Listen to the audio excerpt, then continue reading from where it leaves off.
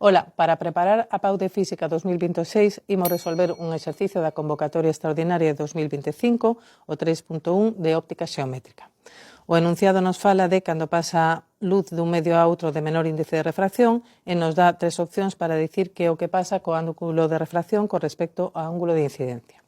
Para resolver este exercicio temos que aplicar a lei de Snell, que relaciona o índice de refracción dun medio co seno do ángulo da luz incidente nese medio co índice de refracción do segundo medio e o seno do ángulo refractado.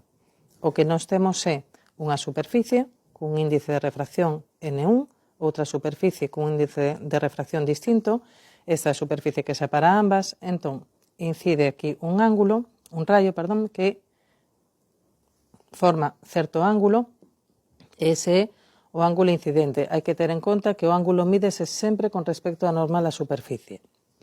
Este ángulo atravesará a superficie 2 e formará un novo ángulo coa normal, que será o ángulo refractado.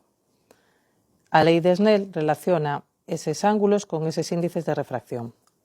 No noso caso, se, por exemplo, despexamos seno do ángulo de incidente entre o seno do ángulo refractado, quédanos N2 entre N1. Como o enunciado que nos di é que N1 é maior que N2, este cociente será menor que 1. De aquí o que obtemos é que o seno do ángulo incidente será menor que o seno do ángulo refractado.